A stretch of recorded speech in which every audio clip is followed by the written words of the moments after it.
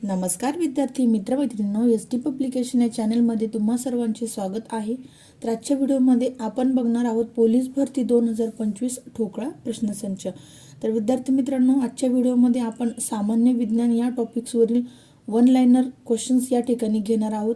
त्यापूर्वी जर तुम्ही या चॅनलवरती नवीन असाल तर एस टी पब्लिकेशन या चॅनलला सबस्क्राईब करा व साईडमध्ये असलेल्या बेल आयकॉनवरती क्लिक करून ऑल नोटिफिकेशनला ॲक्टिव्ह करा, जेणेकरून मी अपलोड केलेल्या प्रत्येक व्हिडिओची नोटिफिकेशन तुमच्यापर्यंत सर्वात अगोदर येईल। आणि व्हिडिओ आवडल्यास व्हिडिओला जास्तीत जास्त लाईक, शेअर, कमेंट करायला विसरू नका। त्यानंतर विद्यार्थी मित्रांनो, एस टी पब्लिकेशन या चॅनलवरील पोस्टमध्ये आपण दररोज किमान 10 प्रश्न अपलोड करत असतो। तर ते प्रश्न तुम्ही दररोज सोडवत जा, जेणेकरून तुमचा प्रश्न सोडवण्याचा सराव रोज होत राहील। चला तर विद्यार्थी मित्रांनो, सुरुवात करूयात आजच्या व्हिडिओला। तर आजच्या व्हिडिओतील प्रश्न आहे की मानवी शरीरातील सर्वात लांब हाड कोणते। तर विद्यार्थी मित्रांनो, या ठिकाणी तुम्ही बघू शकता की जे विद्यार्थी प्रामाणिकपणे अभ्यास करत असेल किंवा जुन्या प्रश्नपत्रिकांचा सराव करत असेल, लक्षात येत असेल की जास्तीत जास्त प्रमाणामध्ये रिपीट होणारा हा प्रश्न आहे की मानवी शरीरातील सर्वात लांब हाड कोणते आहे। विद्यार्थी मित्रांनो, तर ते आहे फिमर हे हाड। आणि ते कोठे असते तर मांडीचे हाड असते, जे की शरीरातील सर्वात लांब हाड आहे किंवा मजबूत हाड देखील आपण म्हणू शकतो। त्यानंतर पुढचा प्रश्न आहे की मानवी शरीरातील सर्वात लहान हाड कोणते। आता आपण बघितले की सर्वात लांब हाड कोणते विद्यार्थी मित्रांनो, तर फिमर हे आहे, जे की मांडीमध्ये असते। त्यानंतर मानवी शरीरातील सर्वात लहान हाड कोठे असते विद्यार्थी मित्रांनो, तर ते कानामध्ये असते, त्याला स्टेप्स असे म्हणतात। त्यानंतर पुढचा प्रश्न आहे की मानवी शरीरात पाण्याचे प्रमाण किती असते। तर मानवी शरीरामध्ये आपल्याला पाण्याचे प्रमाण विचारलेले विद्यार्थी मित्रांनो, प्रश्न नीट वाचायचा आहे। काही कन्फ्यूज करणारे प्रश्न देखील आपण या ठिकाणी घेणार आहोत। तर मानवी शरीरामध्ये 65% हे पाण्याचे प्रमाण असते। तर मानवी शरीरामध्ये पाण्याचे प्रमाण किती असते विद्यार्थी मित्रांनो, तर 65% एवढे असते। त्यानंतरचा पुढचा प्रश्न आहे की मानवी रक्तातील पाण्याचे प्रमाण किती असते। या ठिकाणी आपण शरीरामध्ये पाण्याचे प्रमाण किती टक्के आहे हे बघितले आहे, एकूण 65%। आणि मानवी रक्तातील पाण्याचे प्रमाण विचारलेले विद्यार्थी मित्रांनो, मानवी रक्तातील पाण्याचे प्रमाण किती टक्के असते, तर ते एकूण 90% असते। त्यानंतरचा पुढचा प्रश्न आहे की मोतीबिंदू कोणत्या दोषामुळे होतो। तर मोतीबिंदू हा नेत्रभिंग या दोषामुळे होत असतो। विद्यार्थी मित्रांनो, लक्षात ठेवायचं आहे, मोतीबिंदू हा नेत्रभिंग यातील दोषामुळे होत असतो। त्यानंतर पुढचा प्रश्न आहे की दातांचा रक्तपिती रोग म्हणजेच काय। तर विद्यार्थी मित्रांनो, दातांचा रक्तपिती रोग म्हणजेच काय विद्यार्थी मित्रांनो, तर स्कर्वी हा रोग होत असतो। दातांचा रक्तपिती रोग म्हणजेच स्कर्वी हा रोग। तर या ठिकाणी तुमच्यासाठी प्रश्न आहे विद्यार्थी मित्रांनो की स्कर्वी हा रोग कोणत्या जीवनसत्वाच्या अभावामुळे होत असतो। तर या प्रश्नाचे उत्तर तुम्ही मला कमेंटमध्ये नक्की द्यायचे आहे। त्यानंतर पुढचा प्रश्न आहे की डायलिसिस उपचार कोणत्या आजारात करतात। तर डायलिसिस उपचार हा मूत्रपिंडाच्या आजारावर करत असतात विद्यार्थी मित्रांनो, मूत्रपिंडाच्या आजारावरती डायलिसिस हा उपचार करत असतात। तर विद्यार्थी मित्रांनो, या ठिकाणी बघू शकता की हे सर्वच प्रश्न परीक्षेला वारंवार विचारलेले आहे, त्यामुळे आपण या प्रश्नांचा या ठिकाणी समावेश केलेला आहे। त्यानंतर पुढचा प्रश्न आहे की डी हे जीवनसत्व भरपूर प्रमाणात कशामध्ये आढळते विद्यार्थी मित्रांनो।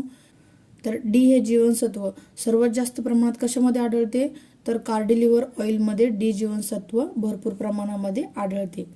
त्यानंतर पेपेन हे औषधद्रव्य कोणत्या फळापासून काढले जाते। तर पेपेन हे औषधद्रव्य पपई या फळापासून काढले जाते। त्यानंतरचा पुढचा प्रश्न आहे की रोगजंतूचा प्रतिकार करणाऱ्या पेशी कोणत्या असतात।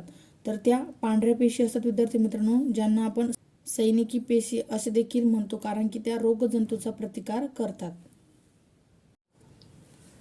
त्यानंतर 11 नंबरचा प्रश्न आहे की नर मानवी लिंग गुणसूत्रे कोणती असतात। तर विद्यार्थी मित्रांनो, माणसामध्ये XY ही क्रोमोझोम असतात, म्हणजेच लिंग गुणसूत्रे असतात। आणि महिलांमध्ये म्हणजेच मादीमध्ये XX ही क्रोमोझोम असतात, लक्षात ठेवायचं आहे। त्यानंतर ग्लुकोमिया हा रोग कोणत्या अवयवास होतो। तर ग्लुकोमिया हा जो रोग आहे विद्यार्थी मित्रांनो, हा डोळ्यांना होत असतो, लक्षात ठेवायचा आहे। ग्लुकोमिया हा डोळे या अवयवास होणारा रोग आहे। त्यानंतर पुढचा प्रश्न आहे की स्वादुपिंडात कोणकोणते स्राव स्रवतात। तर स्वादुपिंडामध्ये इन्सुलिन आणि सोमॅटोट्रोपिन हे स्राव स्रवत असतात. त्यानंतर पुढचा प्रश्न आहे की हिमोग्लोबिन तयार होण्यासाठी कशाची आवश्यकता असते. तर शरीरामध्ये हिमोग्लोबिन तयार होण्यासाठी लोहाची आवश्यकता असते. त्यानंतर पुढचा प्रश्न आहे की पेसमेकर हे कशाचा विकार असलेल्या रुग्णांकरिता वापरले जाते. तर विद्यार्थी मित्रांनो, हा अतिशय महत्त्वाचा प्रश्न आहे की पेसमेकर हे हृदयाचा विकार असलेल्या रुग्णांसाठी वापरले जाते. त्यानंतर पुढचा प्रश्न आहे कांदा कापताना डोळ्यातून पाणी येते कारण कांद्यामध्ये काय असते विद्यार्थी मित्रांनो. तर कांद्यामध्ये अमोनिया नावाचा घटक असतो, त्यामुळे कांदा कापताना आपल्या डोळ्यातून पाणी येते. त्यानंतर पुढचा प्रश्न आहे की पोलिओ या रोगामुळे शरीराच्या कोणत्या भागास इजा होतात. तर या ठिकाणी विद्यार्थी मित्रांनो, पोलिओ या रोगामुळे शरीराच्या मज्जासंस्था या भागास इजा होत असते, लक्षात ठेवायचं आहे. त्यानंतर पुढचा प्रश्न आहे की मानवी शरीरातील स्नायूंचे वजन शरीराच्या वजनाच्या किती टक्के असते. प्रश्न नीट वाचायचा आहे की मानवी शरीरातील स्नायूंचे वजन विचारलेले आहे. स्नायूंचे वजन हे शरीराच्या वजनाच्या किती टक्के असते विद्यार्थी मित्रांनो. तर एकूण 39% एवढे हे वजन असते. स्नायूंचे वजन हे शरीराच्या वजनाच्या 39% असते. त्यानंतर पुढचा प्रश्न आहे की DNA सविस्तर रूप काय आहे. तर DNAचा आपल्याला या ठिकाणी फुल फॉर्म विचारलेला आहे विद्यार्थी मित्रांनो. तर DNA म्हणजेच काय, तर डिऑक्झीरायबोज न्यूक्लिक ॲसिड. हेच काय आहे, तर DNAचे सविस्तर रूप आहे. परीक्षेमध्ये तुम्हाला याचा फुल फॉर्म विचारू शकतात. DNA deoxyribose nucleic acid. त्यानंतर पुढचा प्रश्न आहे की दात व हाडे यांचे प्रमुख घटक कोणते आहे. तर दात व हाडे यांचे प्रमुख घटक कॅल्शियम व फॉस्फरस आहे. त्यानंतर पुढचा प्रश्न आहे की शरीराच्या कोणत्या अवयवात लाल पेशी तयार होतात. तर विद्यार्थी मित्रांनो, शरीराच्या यकृत या अवयवामध्ये लाल पेशी तयार होत असतात, लक्षात ठेवायचं आहे. त्यानंतर पुढचा प्रश्न आहे की पेशी हे नाव कोणत्या शास्त्रज्ञाने प्रथम वापरात आणले. तर पेशी हे नाव रॉबर्ट हुक या शास्त्रज्ञाने प्रथम वापरात आणलेले आहे. त्यानंतरचा पुढचा प्रश्न आहे की हिमोग्लोबिन कशाचे वहन करते. तर हिमोग्लोबिन हे शरीरातील ऑक्सिजनचे वहन करत असते. त्यानंतर पुढचा प्रश्न आहे की हिमोग्लोबिन तयार होण्यासाठी कशाची आवश्यकता असते. तर हिमोग्लोबिन तयार होण्यासाठी विद्यार्थी मित्रांनो लोहाची आवश्यकता असते. आणि हिमोग्लोबिन कशाचे वहन करते विद्यार्थी मित्रांनो. तर हिमोग्लोबिन हे ऑक्सिजनचे वहन करते. त्यानंतर पुढचा प्रश्न आहे की प्रथिने कशापासून बनलेली असतात. तर विद्यार्थी मित्रांनो, प्रथिने ही अमिनो ॲसिडपासून बनलेली असतात.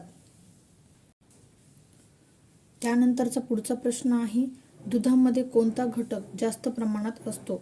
तर दुधामध्ये कॅल्शियम नावाचा घटक सर्वात जास्त प्रमाणामध्ये असतो. त्यानंतर पुढचा पॉईंट आहे की चिकनगुनिया हा रोग कशामुळे होतो. तर चिकनगुनिया हा रोग विषाणूमुळे होतो, लक्षात ठेवायचा विद्यार्थी मित्रांनो. त्यानंतर पुढचा जो प्रश्न आहे तो म्हणजेच स्वाईन फ्लू आजार कशामुळे होतो. तर स्वाईन फ्लू हा आजार H1N1 मुळे होतो. त्यानंतरचा पुढचा प्रश्न आहे की हत्तीरोग कशामुळे होतो. तर हत्तीरोग हा क्युलेक्स नावाचा डास चावल्यामुळे होत असतो. त्यानंतरचा पुढचा प्रश्न आहे की उत्क्रांतीवादाचा सिद्धांत कोणी मांडला. तर उत्क्रांतीवादाचा सिद्धांत हा चार्ल्स डार्विन यांनी मांडलेला आहे. तर आजच्या व्हिडिओमधील माहिती तुम्हाला कशी वाटली तुम्ही मला कमेंटमध्ये सांगू शकता. आणि व्हिडिओ आवडल्यास व्हिडिओला जास्तीत जास्त लाईक, शेअर, कमेंट करायला विसरू नका. थँक्यू. भेटूयात पुढील व्हिडिओमध्ये अशाच प्रकारच्या नवनवीन माहितीसह.